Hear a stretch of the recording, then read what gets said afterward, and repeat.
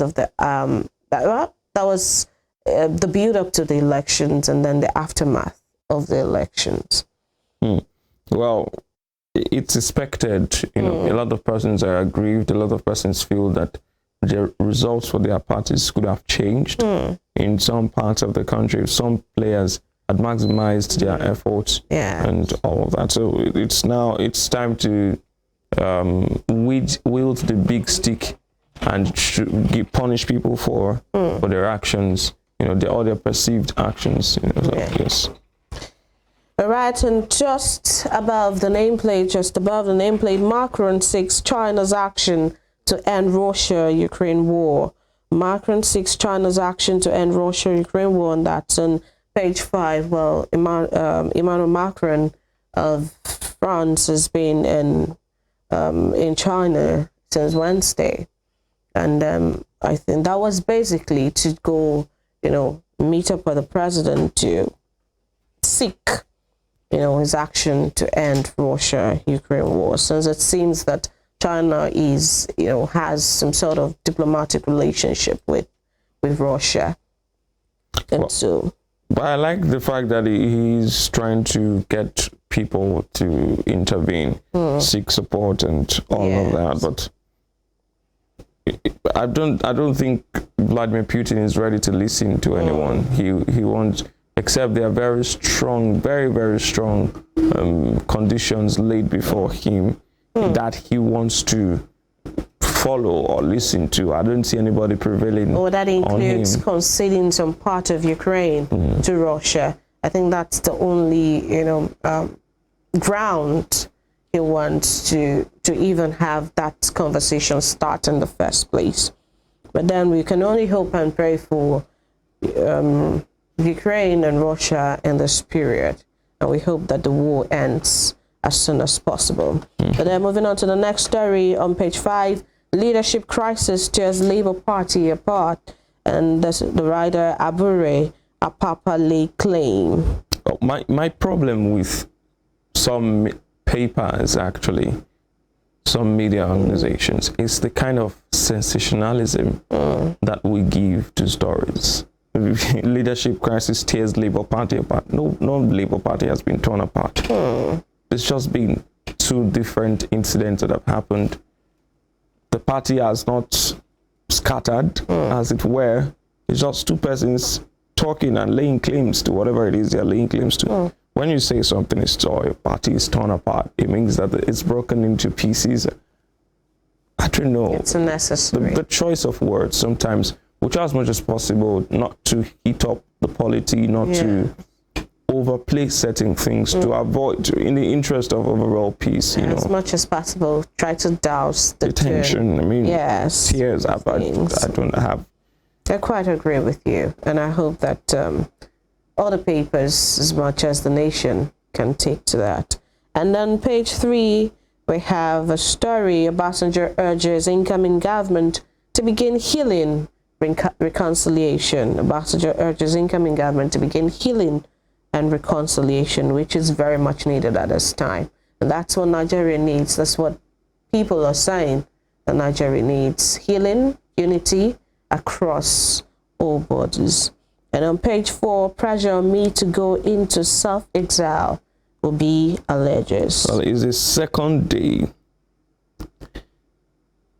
after Obi's denial of that, and still no paper is carried. The Nation only extracted the part where he talks about pressure being on him. You see, I feel that sometimes the media becomes an extension of propaganda and propagandists, and it is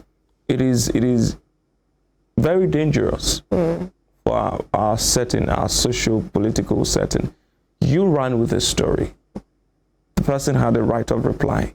The person has replied categorically to that story you ran, but you didn't publish that person's response. You're publishing a part of the response that concerns nobody. The pressure on him to go into self-exile, he hasn't even explained that. He didn't dwell on that, but he spoke about denying in that tape and then what he was going to do afterwards. I mean, you see this selective reporting that we do. It's quite worrisome. It's worrisome. None of the papers, It's really worrisome. not one or two, is even exempted. None of the papers is carrying that story. Could it have maybe I don't know, maybe judicial or force behind it? You just never know. You just never know what is happening or why it's happening with Nigeria. I mean, you never know. You never know. All right, that's all we have on the Nation newspaper this morning. Moving over to the Guardian newspaper, banner headline says National Stadium of Shame, Filth, 31 months after $1 million facelift. A big story on pages 4 and 5. From those pictures, you can see the nasty state in which that stadium is. You see the decay even from afar. The National Stadium. In Abuja there, very, very shameful. Well, Obasanjo says 2023 polls shameful, urges next government to end ethnic division. That's the call that we should be making now. The need to calm down nerves that have been frayed and tempers that are flaying. We need to calm them down and end that ethnic rhetoric and that ethnic division in the country. Yes. Now, Labour unmoved says federal government wants to cash in on $800 million palliatives. Yesterday, when we read that story, it really wasn't it really wasn't to the extent that it was. I went back to read it, and then I saw the federal government actually borrowed that money, took a loan to give out palliatives. It's like borrowing money to do giveaway. You want to borrow money to cushion the effect of first subsidy removal to 50 million Nigerians. So you are not borrowing to produce, you're not borrowing to invest, you are borrowing to consume.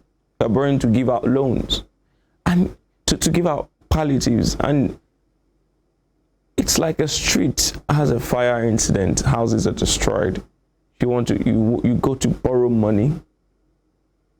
I mean, there's no fire incident. I don't know why the federal government chose to borrow. To do that. It's not a grant. Some persons are saying it's a grant, but the federal government says it's a loan, and it's unfortunate. Well, below the nameplate there, questions over 12 billion airport fire trucks, transport page 20. And then PCL hints at $40.8 billion gas pipeline amid push by Europe, page 3. And still on page 3, confusion as Labour Party headquarters witnesses siege, NWC replaces Abure as chairman. I mean, this is a better way to put that story. Confusion at the LP headquarters hasn't torn anybody apart, any place apart, And so I don't understand. But then the issue with the Labour Party, I believe it will be resolved. They feel that it is some persons who are trying to instigate the other party, the other group to take over. But then whatever it is, it will be sorted out, and that party would work itself out. That's all on the Guardian newspaper, and that's all on the paper review segment. When we come back from this break, we'll continue with the show. Just stay with us.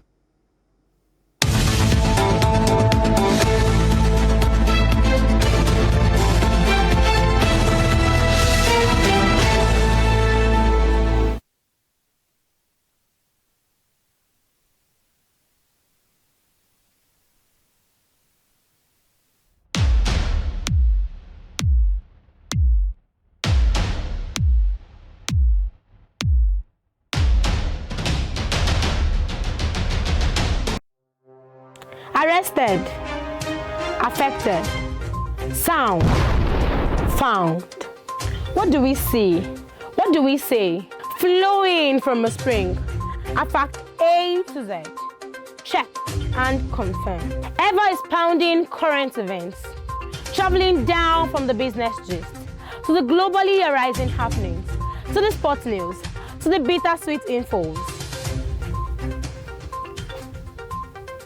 Guided transmission, even diffusion, vast and fast, detailed facts are fled. Within seconds, nuggets of words that flew across borders are fired. Stories short and long, wrapped in bundles of words, broken and dissected as it is, except misheard. This is the news as it is.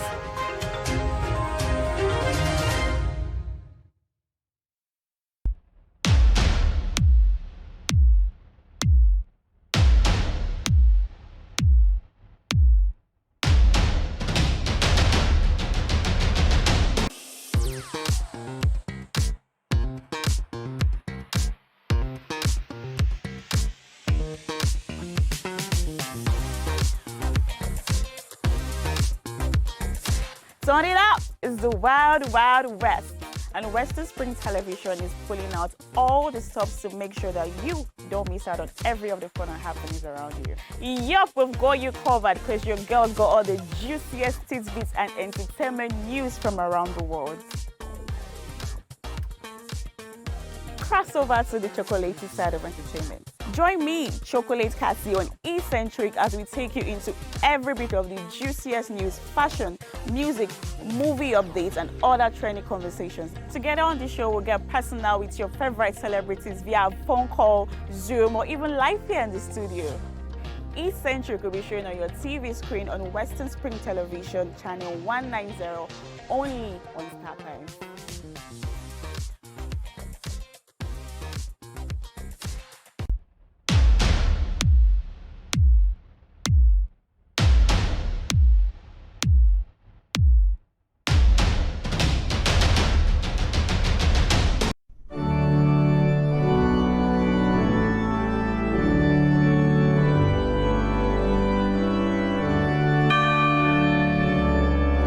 Here are 5 amazing fun facts I bet you never knew about Christianity. Number 1, there are over 2.4 billion Christians worldwide. Amazing fun fact number 2. The Bible is one of the best-selling books of all time, with more than 100 million copies sold every year. Most Christians believe in heaven and hell. The Bible is the most translated book in the world, with more than 3,000 languages. Amazing fun fact number 5.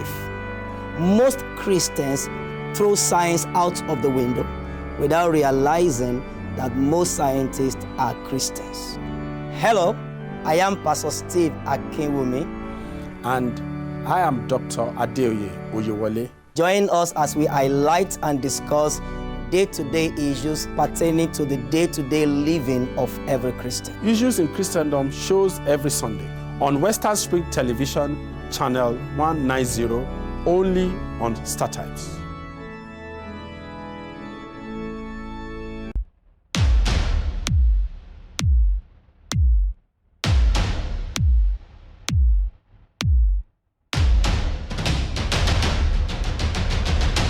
Sports is a culture on its own. It has its own language, its own people, with their own way of life.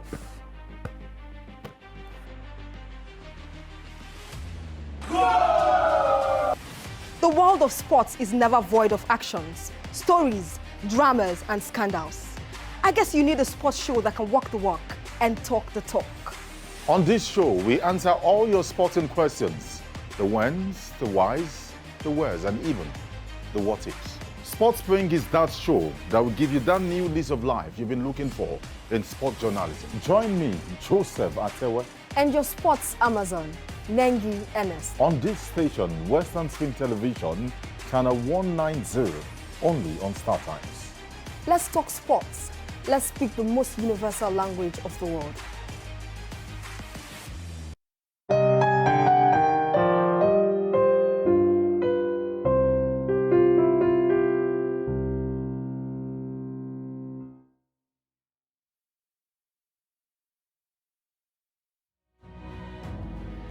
According to the words of Michael Forbes, one who never asks questions either knows everything or nothing. Watch me as I ask the questions you think no one wants to answer. Even questions it appears no one has got the guts to ask. My name is Femi Adefila and I've got the gut. Let's ask the pertinent questions and watch as we get answers.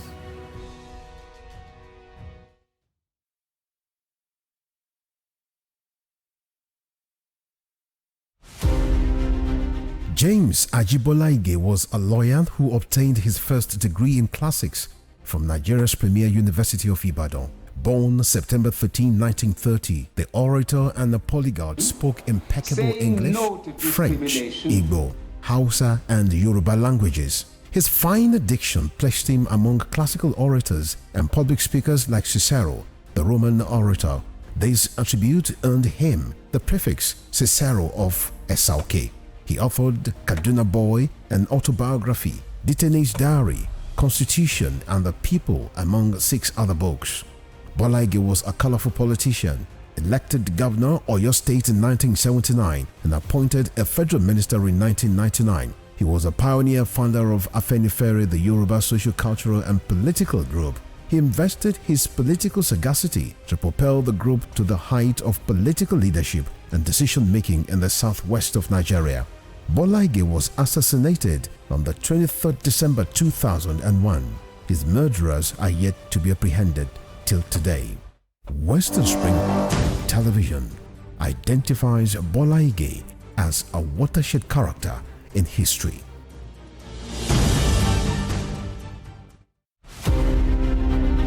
The British Empire was the largest and the most powerful in the world. At its zenith, the empire embraced a quarter of the earth's land surface and imposed her imperial majesty's rule on more than 458 million peoples across nations and continents. The empire took off with overseas possessions and trading posts established by England, spread over 3 million kilometers between 16th and early 18th century. Like previous empires, the British Empire began to crumble on its weight of overstretched territories and growing unrest in our various colonies. Today, the British Empire no longer exists. What is in place is the Commonwealth of Nations, a loose association of sovereign states which recognize the King of England as the titular head. Western Spring Television identifies the British Empire as a watershed empire in history. Dramatist, playwright, and icon of Yoruba thematic arts, Duro Ladipo was born December 18, 1931 in Osogbo, southwest Nigeria. His clergyman father christened him Timothy.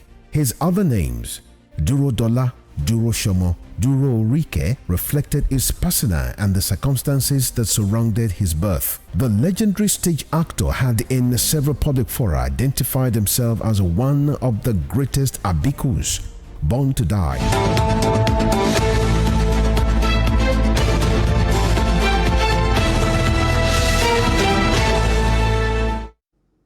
All right, welcome back to the show. It's still Morning Spring on Western Spring Television. Now, like we did last week, let's take you through the week. Let's take you through the social media trends that happened in the course of the week. Let's look at what dominated conversations on the streets of Twitter and Facebook. We'll start with Monday. Monday was all about Peter Obi's phone call to Bishop David Oyedepo.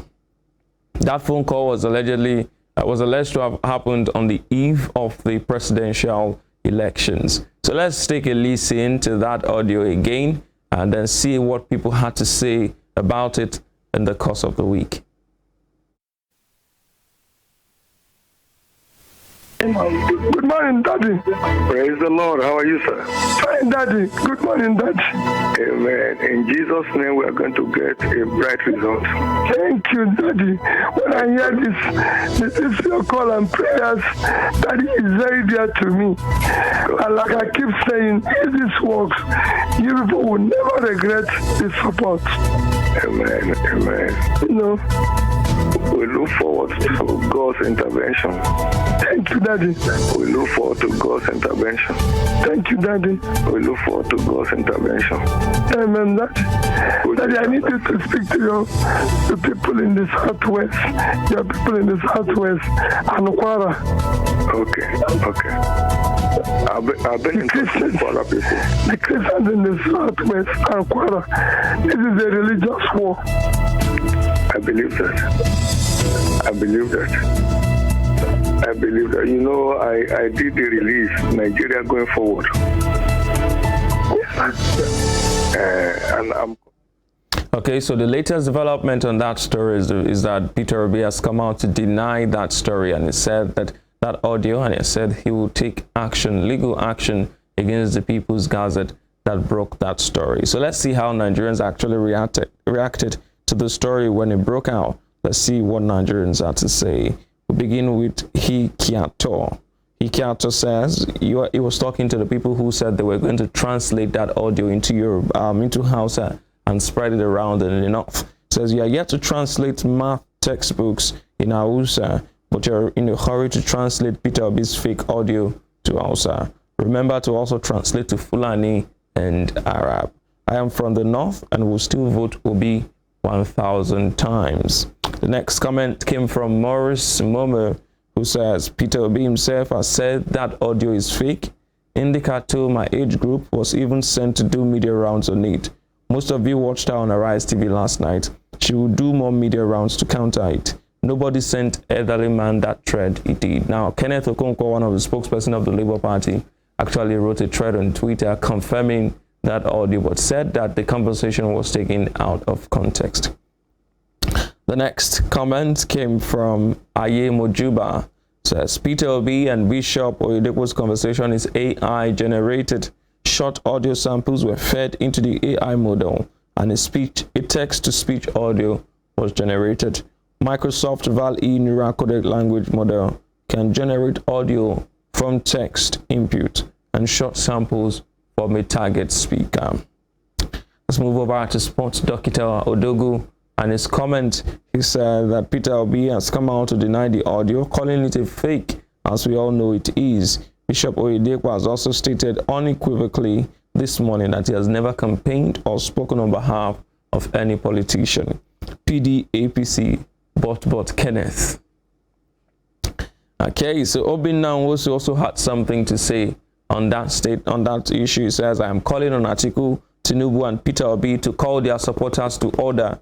The use of propaganda for political gain should be condemned. Nations that have witnessed crisis will tell you that before the real crisis, there is a propaganda outbreak.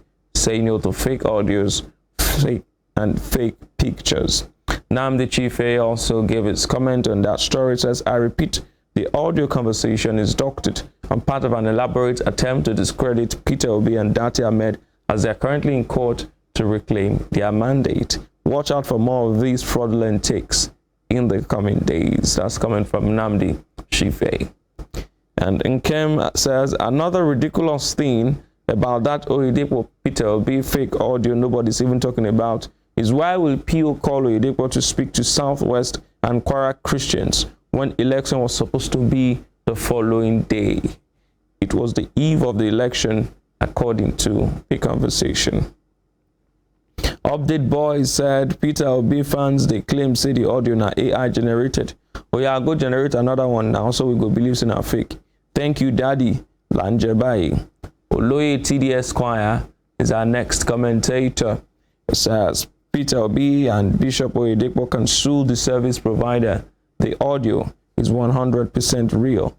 Now that Peter Obi has come out to deny that audio, the people who said it was 100% real, how did we get to our conclusions? Did we do our independent investigations?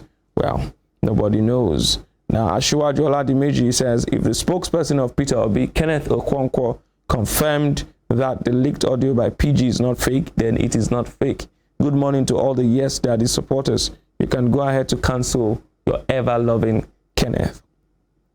Ayo FBI, our last comment says, Peter Obi said, don't vote for me because I am a Christian or because I am Igbo over 100 times during his campaign all over Nigeria.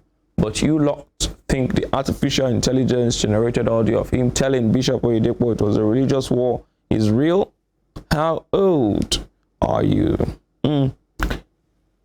Very interesting back and forth right there on social media by different people and their comments on the matter. Everybody wanted to have something to say, but now there's a different coloration to that story. And we begin to watch what happens going forward. Now, the very next day, our Minister for Aviation, Hadi Sirika, was in the news. Why was he in the news? The man told everybody that he paid 12 billion naira for some 12 trucks that were shipped for 10 trucks that were shipped into the country to be used at the Murtala Mohammed airport. Well, he also gave us a video of him testing one of the fire trucks, being driven around in one of the fire trucks. So let's look at that video now.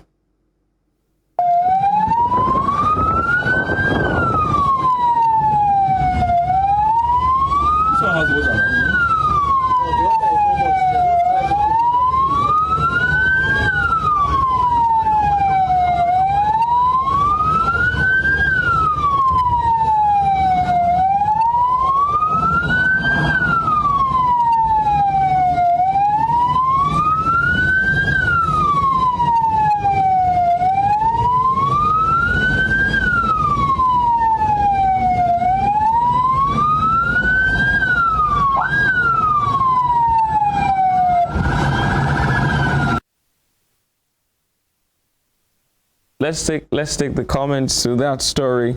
Nigerians particularly did not find it funny, and let's see what they had to say. We begin with Amaka Olanaya.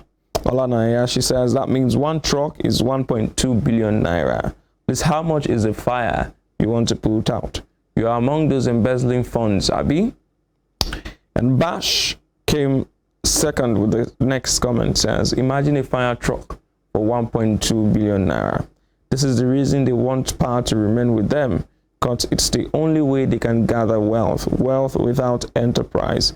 It's the poor foolish ones that are always supporting them, but I keep wondering how they came into existence. Inibehe Efyong says, this is authority stealing. These are the real enemies of Nigeria. Inflation of the cost of procurement and contracts has destroyed Nigeria. How can a single truck cost over 1 billion naira? We have been deceived for so long. This regime is one of the most corrupt in history. Obi Ezekwesili says, these fire trucks must be diamond plated within and without. Mr. Minister, at Addis Ababa, at official central bank exchange rate, each truck cost almost $2.4 million. How? Now I know why some of your folks deride the due process public procurement reforms. I get it now. Abubakar says, a fire truck reportedly costs between $15K used truck and $500K up to $1 million if you're really fancy. The Nigerian government just bought 10 fire trucks for $26 million, 12 billion naira. That's $2.6 million per truck. This is a ridiculous spend and makes it hard to tackle infernos in major cities. Dasuki says a brand new full option fire truck after landing and clearing in Lagos is 105 million naira. This person spends the money that will buy 114 fire trucks on buying just 10. Not surprising, if a ruler listens to lies, all his officials will be wicked. Mishli Proverb 29:12. Now the apple of Odogu's eyes says, people that can't wear seat belts, are these the people going to fight fire with billions of naira worth of trucks? How are you all supposed to keep us safe and teach us safety when you lack basic safety skills to protect your own selves? Folarin Okpeyemi Joseph says it is the responsibility of the National Assembly to expose corruption, waste, and inefficiency in the system. Sadly, this 9th Assembly failed in carrying out its oversight function. No wonder the Aviation Minister will be audacious to declare this huge amount of funds expended on fire trucks.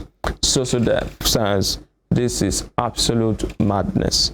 How can you buy 10 fire trucks for 12 billion naira at 1.2 billion naira each?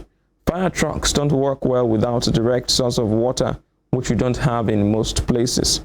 This looks like a China truck, and from my find, the one that holds 12,000 liters is about $80,000. Why would you pay 1.2 billion naira for one truck? This is insane.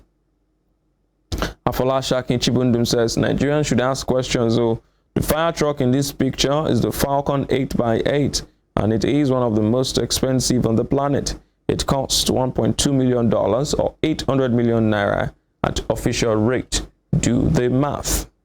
Well, Afolasha King was our last commentator on that story earlier in the week. And from there, we moved over to social media again, where we've been, where an 18-year-old girl came out to say that she was sorry for having falsely accused her best friend, her so-called best friend. The girl is 18, the best friend is 24, and she accused him of rape after some disagreement or some argument, but she later came out to say that she was only joking. Let's take a listen to her apology.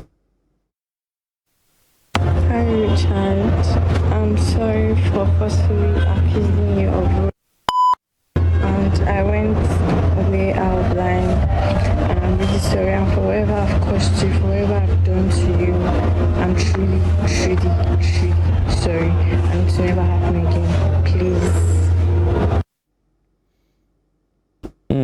She's truly sorry, please. That was what she said. But Nigerians, we're not having it. Trust Nigerians to be very critical of whatever you do as a person, and they didn't really have it. Mo Baby kicked off the conversation for us on the show in response to that, and what she said was false rape allegations are the worst. Women who do this need to be sanctioned. There has to be a serious punishment for ladies that do things like this. Busayo Jones says false accusations like this cast more doubt on several genuine allegations of rape, and I hate it. We take one step forward and these false accusers take us 10, 20 steps backward. Stiga Jr.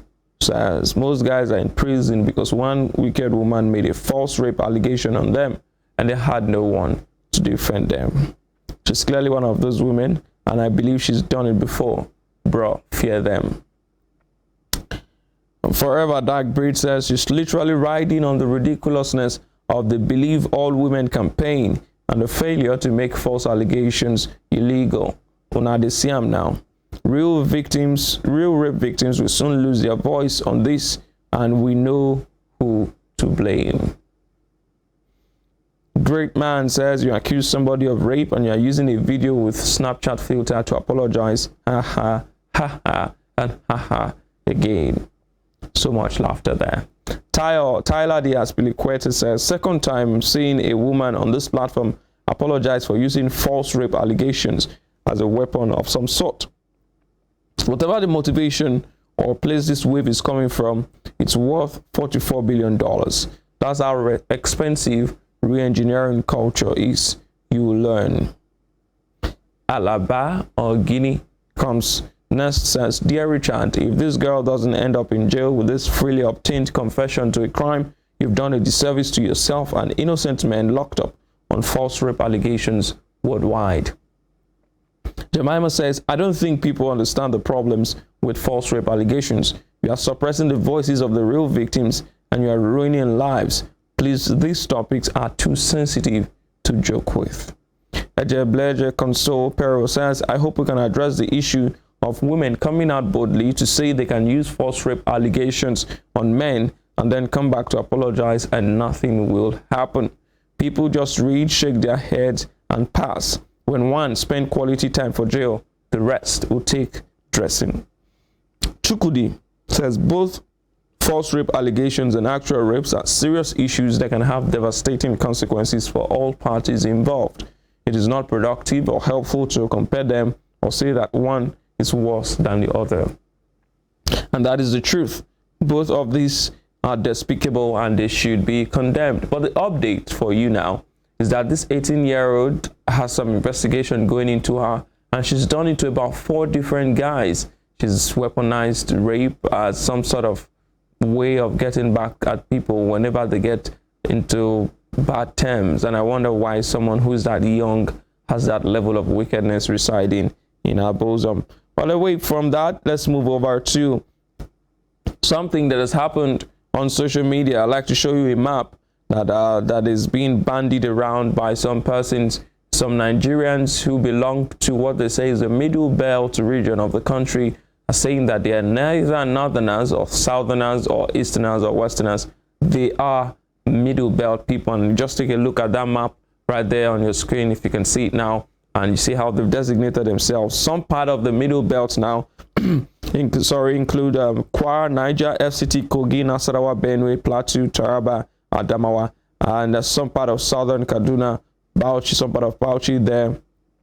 I must say really that I've learned with all of this that have been happening on the social media. I've learned, for instance, that there are 58 different tribes in southern Kaduna alone.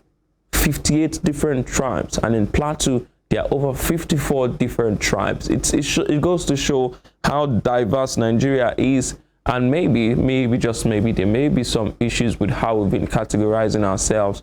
You know, some persons who don't even speak a particular language, or who are not even, for instance, the people of southern Kaduna are saying that they are not Hausa people, they are not northerners, they are middle belt people, because their languages are different, their culture is different, everything is different. In Benue, for instance, you have the Doma, you have the Tiv, you have the Gala people. In Kogi, you have almost the same thing. But the Kogi, for instance, is categorized as North Central. Same thing with Kwara being categorized as North Central. And these people are saying, no, we're not Hausas, we're not Fulanis, we're not Northerners, we're Middle Belt people. That's their map right there on your screen. So let's look at the comments. Let's look at what people had to say about that. The people themselves agitating for that, and the people who were watching on social media. Olawaski says, Middle Belt from southern Kaduna to Nasarawa to Plateau to Niger, the FCT, Kogi down to Benue to the Great Taraba, Adamawa, southern Gombe, Bauchi, Borno, Kebbi. The Middle Belt have endured political marginalization, massacre, oppression, suppression, and subjugation for far too long. Middle Belt is not North. Middle Belt is a geographical expression and not just political expression. Middle Belt is a food basket of Nigeria. Time for the liberation of the Middle Belt is now. Stephen Kefa says, by the grace of Nom God, we are taking the Middle Belt gospel to every nook and cranny of the Middle Belt from all the places that have been listed. The Middle Belt have endured political marginalization, massacre, oppression, suppression, and subjugation for far too long. It is time to change the evil status quo. They can't knock us down. If you remember in your social studies, knock culture is also something that has been taught in history and in social studies. The knock themselves are a different tribe. Mayor of the Hilltop says, good morning to the great people of Middle Belt, the descendants of Nok civilization and Kwarafa kingdom. It's a time for awakening, and they are so threatened about our voices, but remain Middle Belt. Don't call us Arewa or North, because we are not North. Pwajok Jane says, everywhere was peaceful until the peace-loving people of the Middle Belt said they are not Northerners. Why so much agitation? I thought we didn't matter that much. Stephen Kefas again says, when you hear us talk about the Middle Belt, know that we're talking about 40 million people of distinct ethnic nationalities, similar culture and traditions that are neither Hausa nor Fulani. Amongst us are Muslims, Christians, and adherents of African traditional religions, etc. We were never conquered by Danfodio. In fact, our ancestors dealt with him and his lieutenants mercilessly. We are the Middle Belt. They can't knock us down. King Alfred says, when APC decided to drive a vicious campaign to ethnically divide Nigerians, I don't think a Middle Belt identity and political reawakening was what they had in mind. The law of unintended consequences. Wimi B. Lube says, this Middle Belt conversation is not going away anytime soon. A lot of tribes that are categorized as minority will start to speak up soon. Many tribes have wrong profiling and stereotypes, and by the time they start to speak up, you just have to learn and unlearn. Big Joe of Lagos says, the Middle Belt of Nigeria is on an identity recovery pathway, and I believe it's long overdue. We need to unravel so many myths that shape our socio-political life as a nation. A Cute Sang says, we are Middle Belt because we are central to the entire country. We are not North Central because we are not the center of the North. Dio says, young Nigerians from the Middle Belt have woken up, realized the political power they possess. They are not like their forefathers, whom some suppressed to believe for so many years that they are minority in Nigeria. My Mid-Belton comrades, I salute you. And well, that's all on that story. I'll show you the map again. the map of the Middle Belt, that the Middle Beltons now are banding around and saying, look, we are not northern people, we belong to the Middle Belt. You can see once again the component of the Middle Belt, some part of Kwara, Niger, Kogi, FCT, some southern Kaduna, southern Bauchi, Plateau State, Nasarawa, Benue, Taraba, Adamawa. These places are now claiming to be Middle Belt because they are neither Fulani nor Hausa. Well, if you go back to your secondary primary schools, you were taught that there are over 250 ethnic groups in Nigeria. So I am wondering how our politicians were able to lump everything up and convince us that we are just divided into the north, the east, and the south. Even in the south, you have the Ijaws, the Shekiris, the Urhobos, the Ishans, the Isakors, the Bini, the Edo people. So much diversity, and we're trying so much to deny some persons their identity. I hope that all of this can be rejigged and all of this can have an awakening to properly categorize and profile people to avoid misprofiling and stereotyping. Well, that's the recap of what happened in the course of the week on social media. When we come back from this break, we'll go back to the next segment of the program. To stay with us.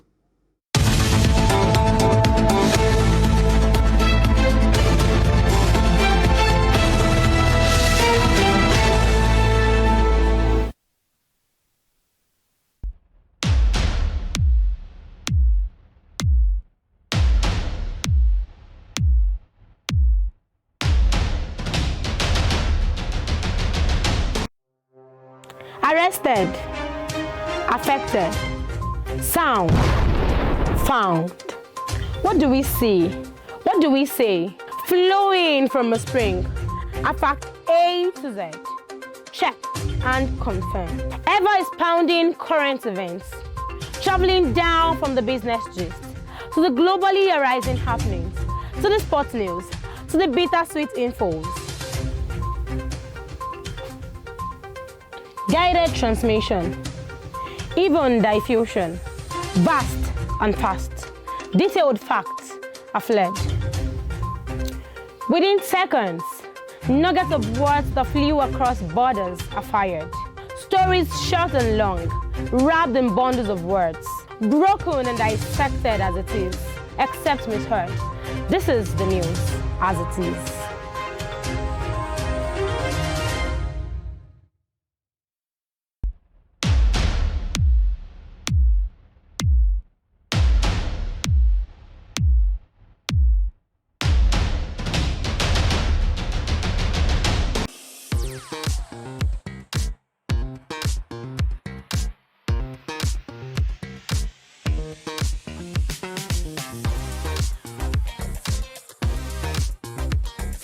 Turn it up! It's the Wild Wild West, and Western Spring Television is pulling out all the stops to make sure that you don't miss out on every of the fun and happenings around you. Yup, we've got you covered because your girl got all the juiciest tidbits and entertainment news from around the world. Cross over to the chocolatey side of entertainment. Join me, Chocolate Cassie, on Eccentric as we take you into every bit of the juiciest news, fashion, music, movie updates, and other trending conversations. Together on the show, we'll get personal with your favorite celebrities via phone call, Zoom, or even live here in the studio. Eccentric will be shown on your TV screen on Western Spring Television, channel 190, only on StarTimes.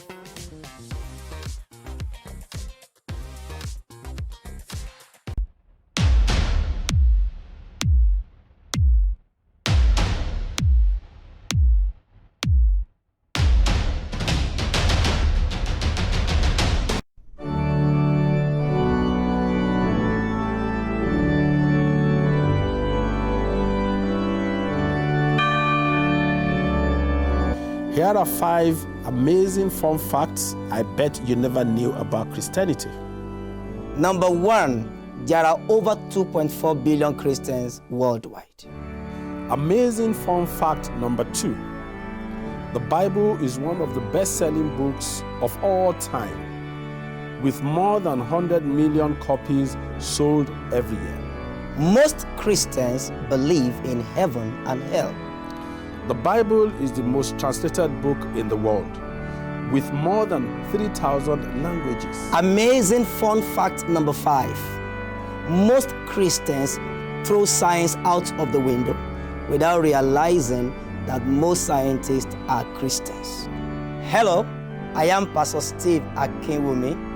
And I am Dr. Adeoye Oyewole. Join us as we highlight and discuss day-to-day issues pertaining to the day-to-day living of every Christian. Issues in Christendom shows every Sunday on Western Spring Television, channel 190, only on StarTimes.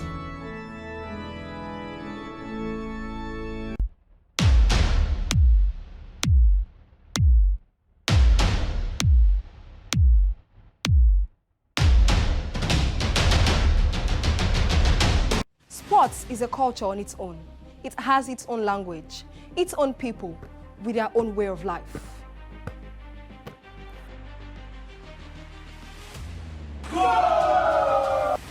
The world of sports is never void of actions, stories, dramas, and scandals. I guess you need a sports show that can walk the walk and talk the talk. On this show, we answer all your sporting questions.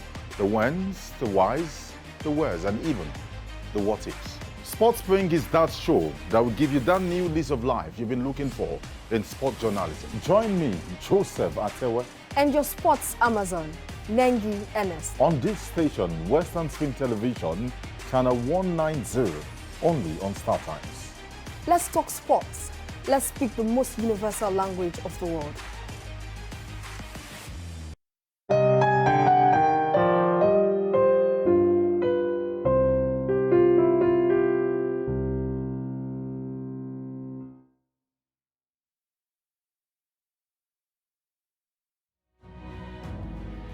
According to the words of Michael Forbes, one who never asks questions either knows everything or nothing. Watch me as I ask the questions you think no one wants to answer. Even questions it appears no one has got the guts to ask.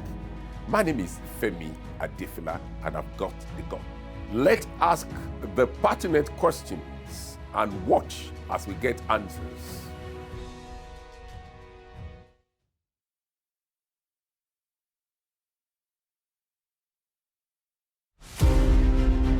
James Ajibolaige was a lawyer who obtained his first degree in classics from Nigeria's premier University of Ibadan. Born September 13, 1930, the orator and the polyglot spoke impeccable English, French, Igbo, Hausa, and Yoruba languages. His fine diction placed him among classical orators and public speakers like Cicero, the Roman orator. This attribute earned him the prefix Cicero of Esauke. He authored Kaduna Boy, an autobiography, Detainee's Diary, Constitution, and the People, among 6 other books. Bolaige was a colorful politician, elected governor of Oyo State in 1979 and appointed a federal minister in 1999.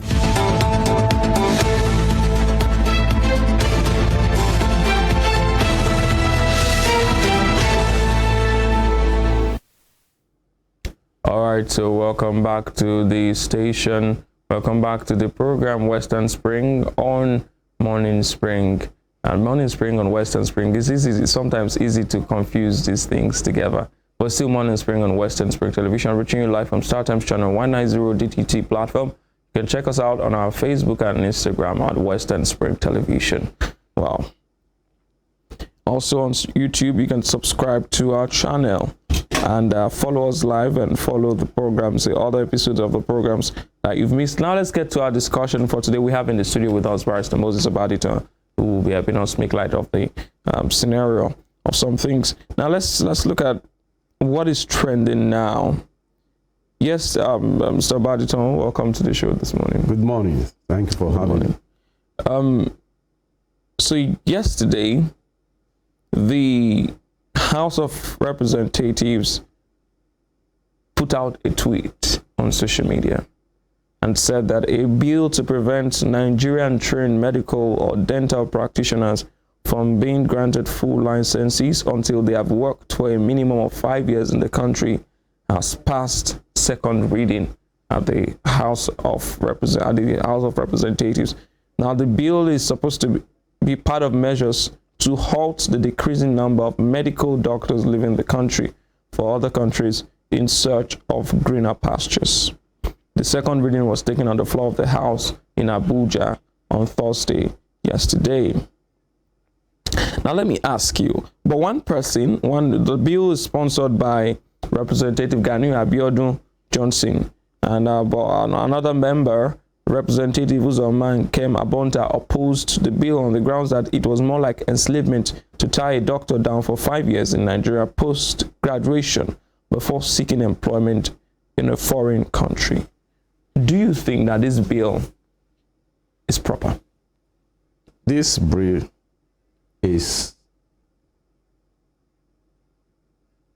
how would I call it, has violated, if ever it's passed, it will be violating the rights of the citizenry.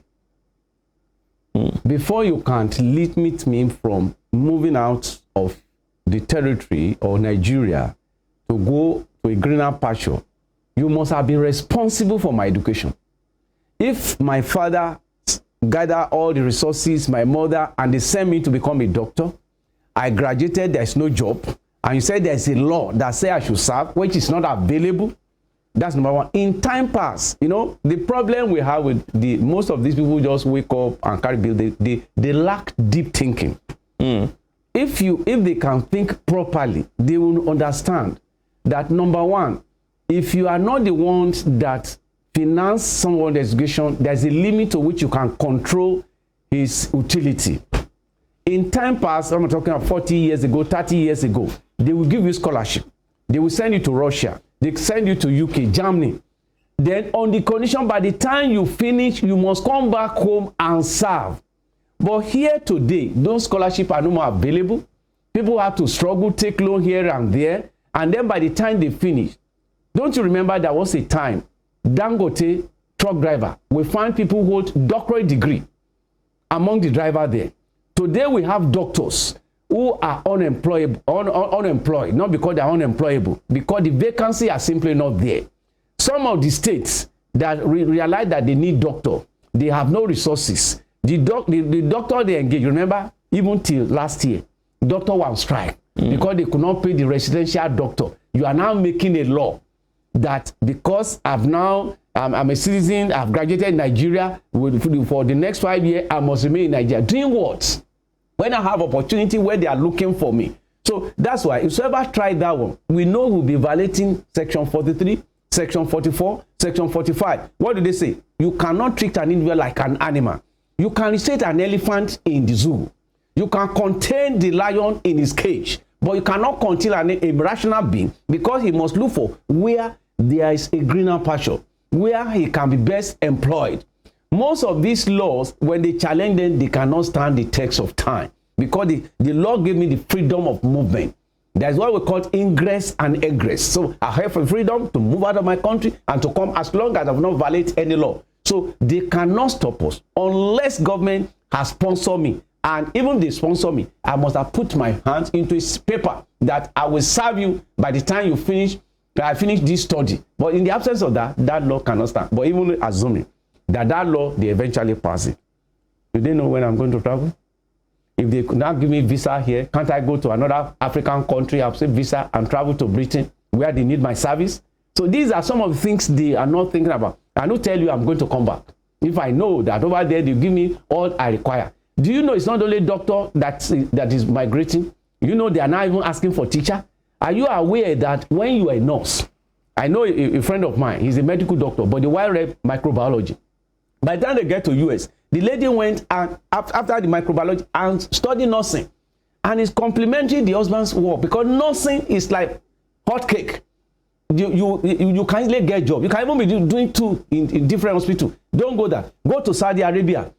An average man who can afford it will engage you to come and treat his family in their home, because they know health is wealth. But in Nigeria, they don't care how you survive it. When you cannot afford to go to hospital, you get to hospital, the drug is not there. The doctors are not here. A doctor is supposed to be one doctor to about 60 people. Today we have one doctor to about 1,000 people. And that's why they say doctors are not in the hospital. How would they be available? He was in the night. He was in the day, and yet you ask them not to move. The pay is poor. And you ask me not to go to where I can earn a better things, that it will be enslaving me in my house. You know what? One man said, how can I be a slave in my home? That law is more of a slavery in our own country. Now, let's dissect it now. It's saying that you must have worked for a minimum of 5 years in the country before being granted full licenses. Is it not even contradictory that someone who doesn't have full license is practicing for 5 years in the country? Does it not contradict itself? It depends on the law, the existing law. Because normally when you finish your MBBS and then eventually you become a doctor, you have to reside in the hospital for some time, and eventually you are granted. So the license they are talking about depends on what type of license. Is it to be able to practice on my own or to work in the government hospital and many other things? So these are some of the things I said. People just wake up. You must look at the nitty-gritty of the law you are making. Because each time you make law, one of the things that should be in your mind is what will be the benefits? What will be the advantage to the people? Because law is about people. It's not about the animal. So if you are making law and say you will not grant me license when I'm already qualified, and I know because of the certificate I have, I can go to another country. I will do a test. Once I pass that test, they grant me. So what's stopping? Call your license. It's just like if you are a driver and you know how to drive, you can change, you can do everything, and then you want to travel, they say you don't have a driving license. No problem. Travel to any country. You go there and do your driving test. And once you pass, they give it to you. If you are an engineer, you have a certificate, and the engineers also have their own council car. If you don't grant me, maybe license a practicing engineer, I go to another country, show them my certificate, they give me the necessary test. Once I pass, I can always practice. So it's even law. As I'm here now, I cannot practice in US, but I must be allowed to do 6-month training. Once I pass, I can begin to practice as a lawyer. So every country has its own, laws that guides professionalism. So if they are bringing this one, they should be asking themselves, what would be the benefit? I think what they should have focused would have been on the architecture area. There's no year that buildings are not collapsing, and yet these are professional engineers. How do they get their license? What are those things that is missing? That your engineer cannot just look at and say, okay, this building, we need so and so iron, we need this one, and that kind of, and that's what they were doing before. But today, the thing has demand. Those are the areas they should be focusing on. This area of medicine, I think we don't have problem there. If there's a problem, it's on the government, because government has failed to make the facility available. The government has failed to give us equipment. About 24 years ago, we have problem with most of the tertiary hospital we have. And what are those things missing? We were told that some equipment are needed. And the Obasanjo government imported some equipment. And people are listening to us because we are on a live program. The one they brought to some of these teaching hospitals, they said they were moribund. They were dead on arrival. And some of them remain in the range today. And when they set up committee, I won't mention him. Some of them very close to Obasanjo were the one that brought it in. The Minister of Health eventually has to be suspended because it is some money that remaining. They shared at the end of this December. Today, ask what are those things that. And I give an example. A friend of mine lives in South Africa. The mother had heart problem and was in Lagos. And when he was complaining, he said, okay, Mama, come. The woman said as soon as she got to hospital in South Africa, they just took her to a machine. She opened her chest. They said, you are from West Africa. You are using this part of drug. Please, Mama, stop it. Within 48 hours of new one, they introduced the heart combat because they said it's on the enlargement of heart. That is what medical facilities are about. It's not the number of doctors. It's the equipment that is available because the diagnosis will be done by the machine. So if you are making bill, what are the provisions you are making for the tertiary institution? What are the equipment that's available? The private hospital you approve, are there equipments there? Do you have enough, other things that ought to be in that place? I was in one of the state hospitals, I won't mention the place. They were to remove my teeth. We got there, they have to go and buy this and buy that. Do you know, they say I must pay 4,000 and I have to pay 4,000. Government hospital in Oshobo here. So what are we talking? In abroad, it should have been, once you reach a particular age, or you are an infant or a pregnant woman, the service are done. Even when I was a small boy, till I got to university, my health was free. Not because of anything, because that was the standard in Nigeria. Today, you can't do that. In this Naira crisis we went through, a woman died because the husband cannot afford 5,000. Because they said, let the deposit that one. No, and she died with the pregnancy. So those are the things they should be thinking about, not regulating doctor who has no job, is to marry, he has no money to pay for the dowry, and he have money if you travel to America or you travel to Dubai, you will get a job, and you are now limiting. And I think it is time for people to begin to ask, what is the purpose of law? The purpose of law is for orderliness of the society. But when you now cave me in, I cannot travel, you cannot give me license, then I will look for alternative routes. Some of the concerns raised by Nigerians, especially on social media, talking about this issue, the bill that passed second reading, was the fact that there is still so much medical tourism going on with government officials. Every now and then they go out to seek medical care outside the country. Now they're saying it is hypocritical for people who go outside of the country to seek medical care to now want to stop doctors from going out to also, get greener pastures. Do you think that medical tourism is also a problem for us? It is one of the problems we have. If you look at Lagos State under Fashola, there's a building they call Ayinke House. It was donated by philanthropists. And that particular Ayinke House was well equipped. For the 8 years that Governor Raji Fashola was the governor of Lagos State, you equipped that place to the extent they were carrying heart operation in that place. Well equipped. And the man never go on medical tourism. Why? Because he knows that that place will generate more money. It will be easy for him to have access to health. Now let's look when President Buhari was coming. He said he will make it impossible for anybody to go on medical tourism. Ironically, he spent almost 6 months in his first term abroad on medical tourism. And I think the World Bank was saying that the amount we spend on medical tourism I can't be so sure of the fact, but it's over $900 billion, not just an individual, we use as a nation on annually. So now let's assume that money, we use it to buy equipment. Teaching hospital in Ife, the one in Onsuka, the one in ABU, and many other things, and we use that money to buy the equipment. Would they need to travel? Now, let me give you another story. Putin, the Russian president, made a statement. He said when an African man has money, he traveled abroad for medical checkup. His son, he sent to foreign university. And when he steals money, he goes abroad. He said, but when he's dead, they brought me back for burial. He said, Africa is a graveyard. And that's the truth. Our people will run for medical checkup. Once they feel they're about to die, they go there. And then they brought their corpse back home. I did not say graveyard. A graveyard because they do not spend the money. Instead of taking them by ear and eventually they have to die there, why didn't they go to the local and the hospital that are around, well equipped, while they were in position of authority? And I think one of the things the present president should have done, if I happen to be in the shoe, haven't seen what the medical thing were able to do. Because by the time he became well, he looked young, fresh, and agile. I mean, strong.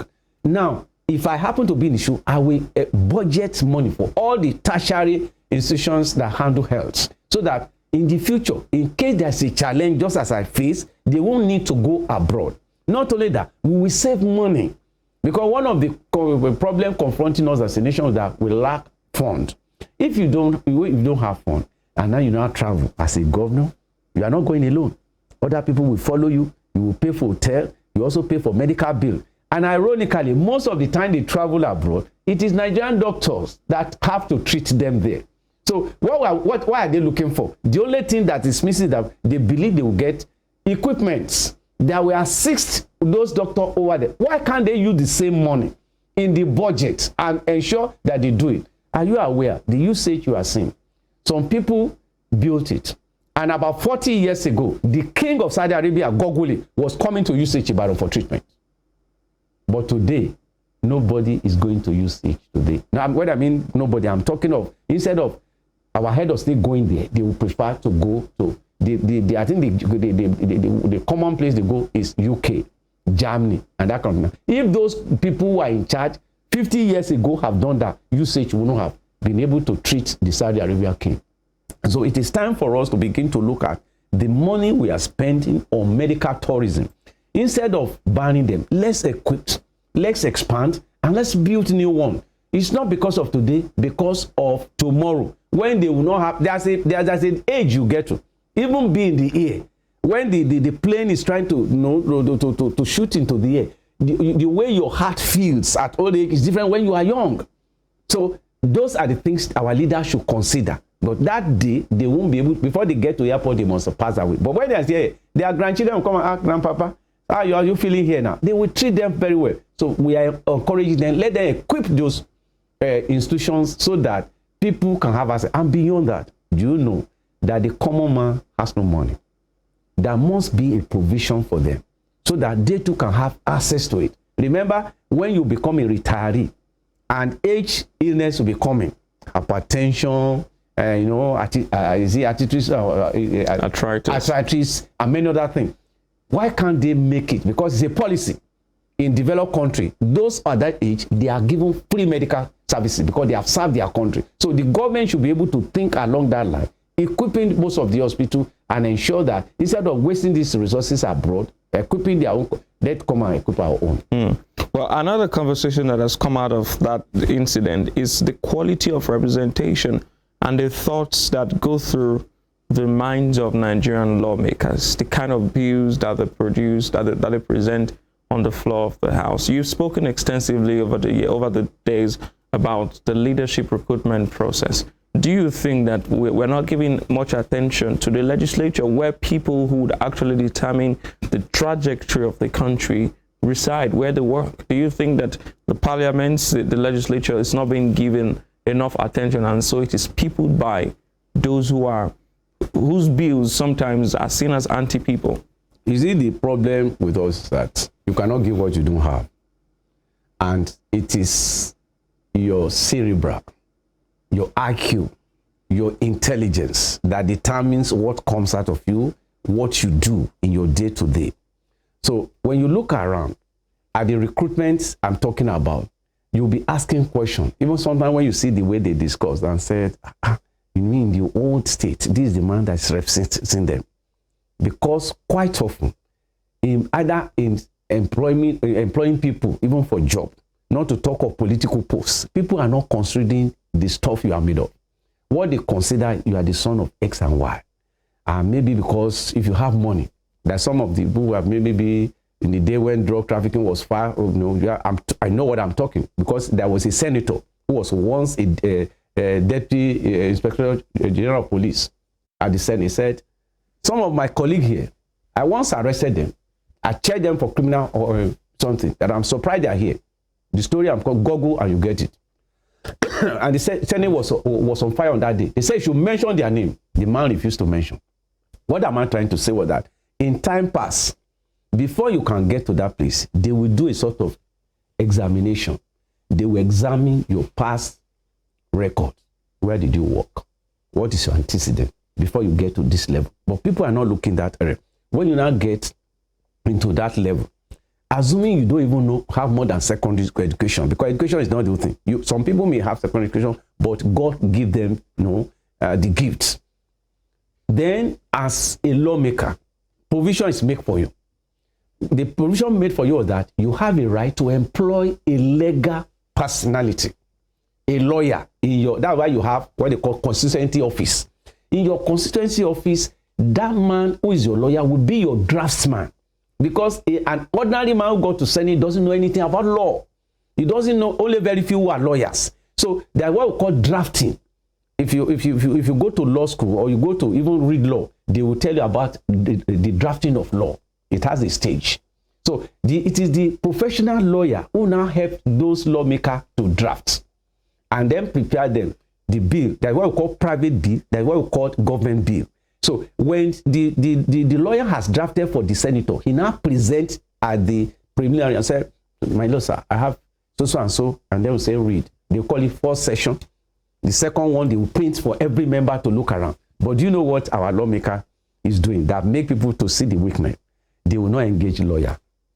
They will have copy. And it's not Google. There have been cases where they accuse somebody, they will just go to Colombia, Indonesia, and some other country and just copy verbatim something on her and bring it here. And you can look, their democratic system different from us. Their culture is different from us. But when you get a drafter, a professional to do it, he will look at your environment, he will look at what is suitable, and will be able to guide you through. So they will not want to spend money in engaging lawyers, not even engage you. They are supposed to be among these people they engage.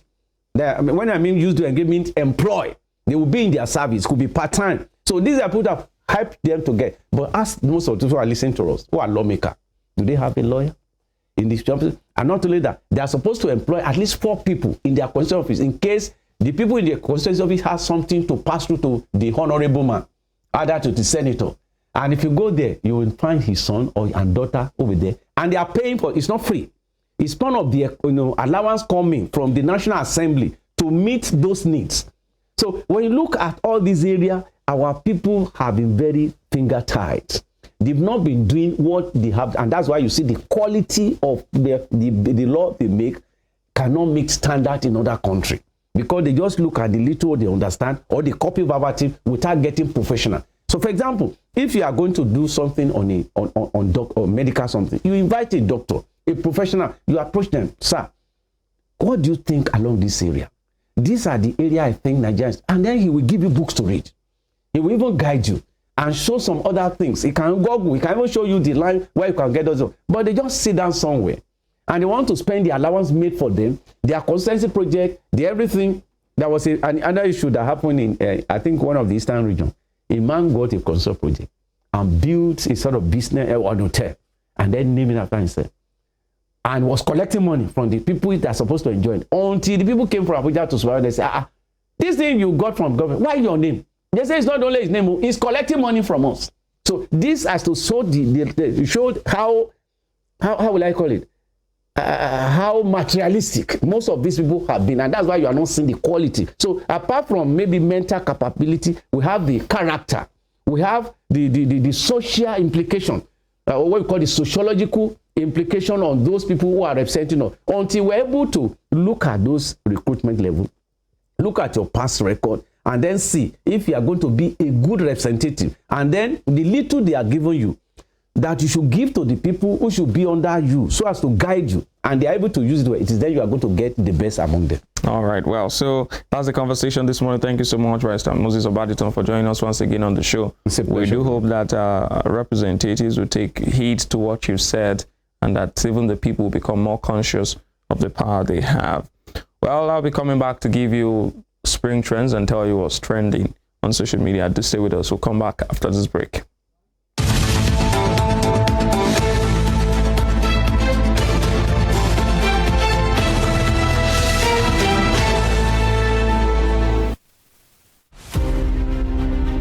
The British Empire was the largest and the most powerful in the world. At its zenith, the